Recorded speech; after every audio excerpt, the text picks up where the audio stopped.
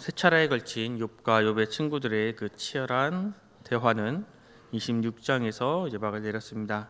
그리고 27장부터는 이제 27장부터 31장까지는 욥의 톡백이 나옵니다.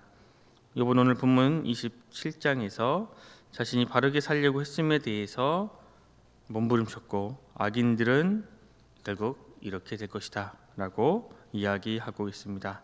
오늘 본문 2절에서 3절 말씀을 우리 함께 읽겠습니다. 2절에서 3절 말씀입니다. 나의 정당함을 물리치신 하나님, 나의 영혼에 괴롭게 하신 전능자의 사심을 두고 맹세하노니 나의 호흡이 아직 내 속에 완전히 있고 하나님의 숨결이 아직도 내 코에 있느니라. 이번 하나님에 대해서 고백을 합니다. 그러면서 이제 전능자의 사심을 두고 맹세한다라고 이야기합니다.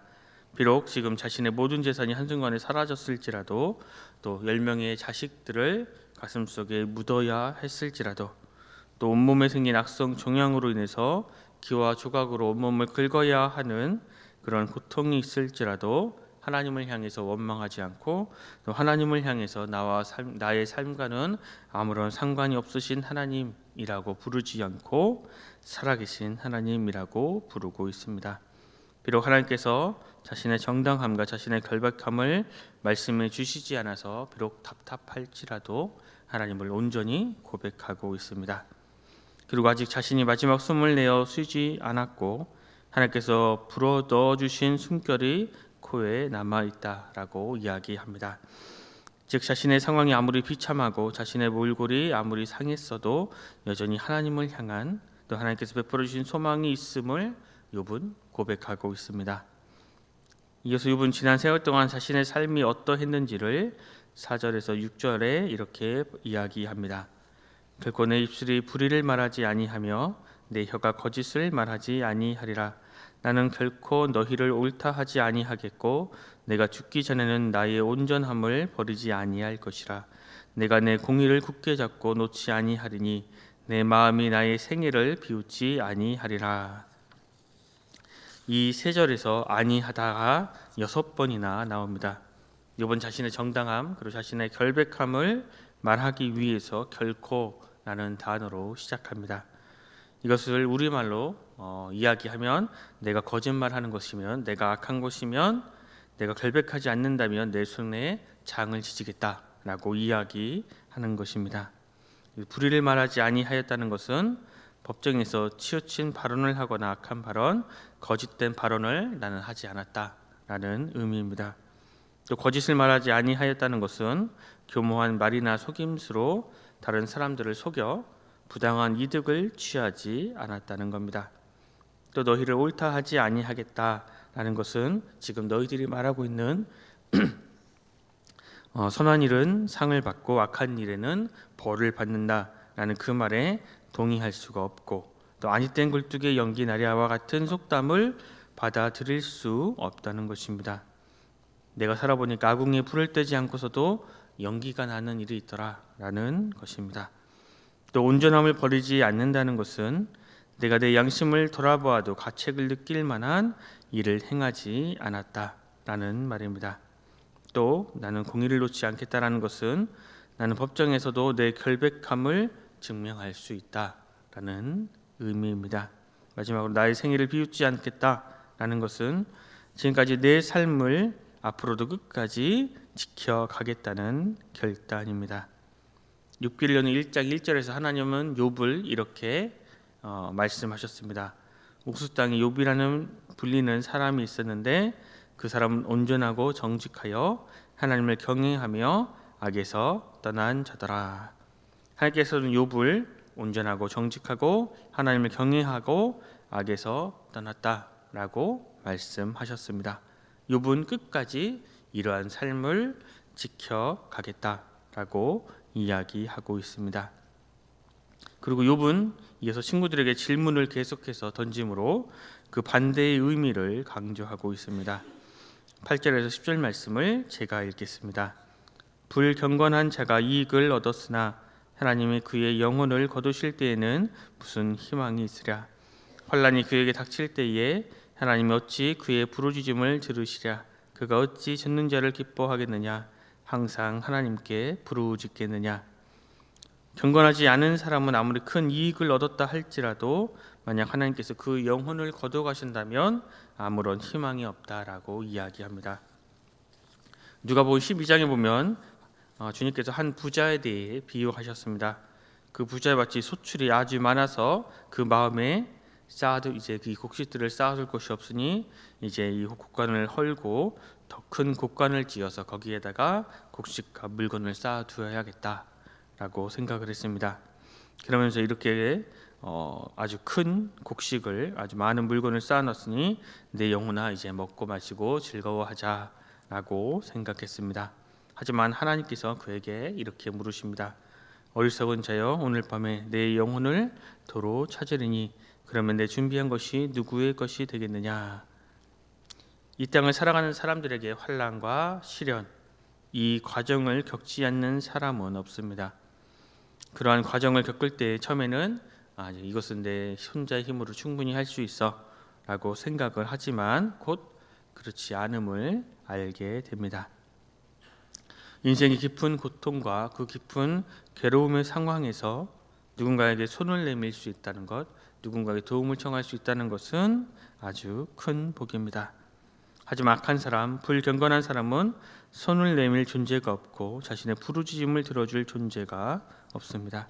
뿐만 아니라 전능하신 하나님을 기뻐할 수도 그분께 부르짖어야 한다는 것도 알지 못합니다. 어린아이에게 부모가 있다는 것은 아주 큰 기쁨이고 용기가 됩니다. 그러나 부모도 없이 부모의 역할을 해줄 사람도 없는 아이는 스스로 그 모든 것들을 헤쳐 나아가야 합니다. 악한 사람, 불경건한 사람이 그와 같다는 것입니다. 그런 사람들이 전능하신 하나님을 자신의 아버지로 만나게 될 때에야 비로소 참 행복과 영원한 기쁨을 그 주님 안에서, 그 아버지 안에서, 하나님 안에서 누릴 수 있는 것입니다. 이어서 11절, 12절 말씀을 제가 읽겠습니다. 하나님의 솜씨가 내가 너희에게 하나님 솜씨를 내가 너희에게 가르칠 것이요 적는 자에게 있는 것을 내가 숨기지 아니하리라. 너희가 다 이것을 보았거늘 어찌하여 그토록 무익한 사람이 되었는고. 여기서 하나님의 솜씨라는 이 솜씨의 문자적인 의미는 손입니다. 손은 곧 힘, 능력을 뜻합니다. 그래서 손을 빌리다 라는 이 말은 곧 다른 사람들의 도움을 받는다는 것을 의미합니다. 여러분, 하나님께서는 여전히 행하시는 분임에도 불구하고 친구들은 아무런 깨우침을 받지 못하는 것을 오히려 안타까워하고 있습니다. 하나님은 공의의 하나님이시면서 동시에 사랑과 은혜의 하나님이시지만 욥의 친구들은 하나님을 단지 그저 인과응보의 하나님, 권선진악의 하나님으로만 보며 그 시각으로만 또 자신을 평가하는 이 친구들에게 무익한 사람이 되었다라고 표현하고 있습니다. 이어서 후반부인 13절에서 23절까지는 이제 악한 사람이 받게 될 결과에 대해서 여러 가지 모습으로 설명하고 있습니다. 그 전체 주제가 앞부분 13절에 있습니다. 악인이 하나님께 얻을 분깃, 포악자가 젖는 자에게 받을 산업은 이것이라. 악한 사람이 하나님께 받을 분깃이 반드시 있고 포악한 사람이 전능하신 하나님께 받을 벌이 분명히 있다고 합니다. 하나님 앞에서는 무더기로 평가받는 것이 아니라 하나님의 또 평가에서 예외가 되는 존재도 없습니다. 우리는 하나님께 개별적으로 부르심을 받았습니다. 때문에 평가도 개별적으로 하나님께 받는 것입니다. 이어서 14절 15절 말씀에 그의 자손은 번성하여도 칼을 위함이요 그의 후손은 음식물로 배부르지 못할 것이며 그 남은 자들은 죽음의 병이 돌 때에 묻히리니 그들의 과부들이 울지 못할 것이며 라고 말씀하고 있습니다. 이제 악인들은 이렇게 될 것이다 라고 욥은 이야기하고 있는 것입니다. 악한 사람은 여기에서 그들의 후손이 아무리 번성하여 많다 할지라도 칼 때문에 죽을 것이고 또 혹 이 칼 때문에 죽지 않는다 할지라도 배부르게 먹게 되는 일은 없을 것이고 즉 먹을 것이 없어서 헤매고 다닐 것이고 또 거기서도 살아남은 자들은 전염병으로 죽을 것인데 남편들은 전장에서 죽고 자식들은 굶어 죽거나 돌림병으로 죽어 살아남은 이제 과부 즉 이제 자식들의 엄마는 기가 막혀서 이제 울지도 못하게 될 것이다. 악인들은 이렇게 될 것이다. 라고 이야기하고 있습니다. 이어서 16절 17절에서는 그가 비록 은을 티끌같이 쌓고 의복을 진흙같이 준비할지라도 그가 준비한 것을 의인이 입을 것이요 그의 은은 죄 없는 자가 차지할 것이며 말씀합니다. 이것은 악한 사람이 재산을 아무리 많이 모아놓고 옷을 아무리 많이 쌓아놓는다 할지라도 그 모든 것은 이제 의로운 사람이 차지하게 될 것이다 라는 말입니다. 18절 19절에서는 그가 지은 집은 좀의 집 같고 파수꾼의 초막 같을 것이며 부자로 누우려니와 다시는 그렇지 못할 것이요 눈을 뜬즉 아무것도 없으리라. 악한 사람이 자신을 안전하게 보호하기 위해 집을 아무리 근사하게 아무리 잘 지어놓아도 사람이 살지 않아 거미줄이 가득할 것이고 또 밭을 지키는 사람들이 사는 움막과 같을 것이다 라고 이야기합니다. 그래서 잘 때는 틀림없이 부자로 누워 잤는데 아침에 일어나 보니 이제 아무것도 없는 거지가 될 것이다 라고 이야기하고 있습니다. 또 20절 21절에서는 두려움이 물같이 그에게 닥칠 것이요 폭풍이 밤에 그를 앗아갈 것이며 동풍이 그를 들어 올리리니 그는 사라질 것이며 그의 처소에서 그를 몰아내리라 이야기합니다. 악한 사람에겐 두려움이 물같이 큰 파도같이 밀려오고 또 두려움이 폭풍처럼 몰려오고 또 그 두려움이 동풍 전에 얘기했듯이 건조하고 아주 뜨거운 바람으로 메뚜기 떼를 몰고 와서 밭을 초토화시키는 그러한 동풍이 불어닥쳐 죽음에 이르게 한다라고 욥은 또 이야기합니다. 마지막으로 22절 23절에서 욥은 이렇게 이야기합니다. 하나님은 그를 아끼지 아니하시고 던져버릴 것이니 그의 손에서 도망치려고 힘쓰리라. 사람들은 그를 바라보며 손뼉을 치고 그의 처소에서 그를 비웃으리라. 마지막에 아름다워야 인생이 잘 마무리되는 것입니다. 그런데 악한 사람은 하나님께 아낌을 받지 못하고 사람들로 박수를 치며 비웃을 것이라 라고 이야기합니다. 한마디로 말하면 그럼 참 잘 죽었다 라고 이야기한다라는 것입니다. 오늘 본문을 통해서 우리는 이런 또 사실들을 깨닫게 됩니다. 먼저 우리는 어떠한 상황에서도 또 순전함을 지키며 살아가야 한다라는 것입니다. 욥의 친구들은 반복해서 이제 자신들이 가진 기준들을 이야기합니다. 심은 대로 거둔다, 또 옛말에 틀린 것이 없다, 또 콩 심은 데 콩 나고 팥 심은 데 팥 난다, 아니 땐 굴뚝에 연기가 나랴라고 다양한 말로 욥을 참으로 많이 난도질했습니다. 하지만 욥은 이러한 말 속에서도 이러한 아픔 속에서도 자신을 지킬 수 있었던 것은 하나님 앞에서의 순전한 삶이었습니다. 그렇지 않았다면 욥의 친구들의 말에 동의할 수밖에 없었을 것입니다. 하지만 욥은 끝까지 자신의 순전함을 지켰기에 하나님의 인정을 받을 수 있었습니다. 우리도 모함을 받고 왜곡된 내용들로 인해 오해를 받게 될 때에 우리를 지킬 수 있는 것은 우리의 온전한 신앙, 온전한 삶의 모습인 것입니다. 또 둘째는 우리는 하나님의 사필귀정을 믿어야 한다는 것입니다. 욥도 악인들이 잘 되는 것을 볼 때에 흔들릴 때가 분명히 있었습니다. 하지만 그를 지켜준 것은 하나님께서 반드시 모든 사람들을 평가하시고 반드시 악인을 심판하신다라는 것이었습니다. 우리도 동일하게 이 세상의 흐름이 우리가 이 세상 살아갈 때 참 불합리를 겪을 때도 많고 모순적이고 또 이해가 되지 않는 일들도 많이 있습니다. 그 모든 것에서 우리가 온전히 살 수 있는 것, 그 모든 것에서 우리를 주님 안에서 온전히 설 수 있는 것은 바로 그 모든 것은 반드시 하나님이 평가하셔서 상급을 주시고 심판을 하실 것이다 라는 것을 믿는 것입니다.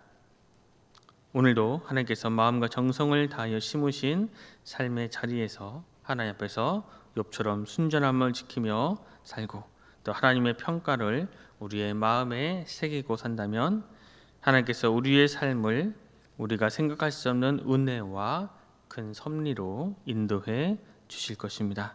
하나님께서 우리에게 허락하신, 하나님께서 우리에게 예비해 놓으신 그 은총의 삶을 풍성히 누리는 우리 모두가 될 수 있기를 간절히 소망합니다.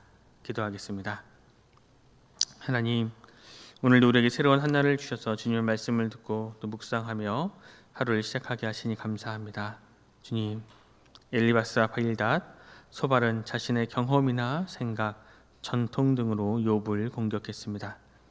또한 하나님은 인과 음보만 하시는 분으로, 그리고 상선벌악만 하시는 분으로 욥을 짓누르려고 했습니다. 하지만 욥이 그러한 친구들의 폭력을 이길 수 있었던 것은 그들보다 더 뛰어난 말을 할 수 있었기 때문이 아니고, 욥이 스스로를 지켰던 것은 하나님 앞에 순전하게 살려고 했던 그의 참으로 처절하지만 아름다운 몸부림이었습니다. 우리도 이 땅을 살아가면서 다양한 오해와 어처구니가 없는 일을 겪을 때에 말로 이기려 하지 않게 하시고 우리의 순전한 믿음을 주님께 보여드리게 하여 주시옵소서. 그때 하나님께서 그 모든 것들을 정리해 주시는 그러한 은총을 경험하게 하여 주시옵소서. 또 이 세상에서 부조리한 일들과 공평하게 보이지 않는 일들, 악인이 활개치는 것 같은 것을 보게 될 때에 그 현상만 보는 것이 아니라 그 위에서 그것들을 바라보시며 손을 내미시는 그 하나님을 바라보게 하여 주시옵소서. 그래서 하나님이 그런 것들을 반드시 정리하신다는 그 믿음을 가지고 살아가게 하여 주시옵소서. 오늘 하루도 부활의 주님을 우리의 소망과 목적으로 삼고 주님께서 우리에게 주어주신 그 삶의 자리에서 주님께서 우리에게 베풀어 주시는 그 참된 은혜로 살아가는 복된 한 날이 되게 하여 주시옵소서. 모두가 감사드리며 귀하신 예수 그리스도 이름으로 간절히 기도드립니다. 아멘.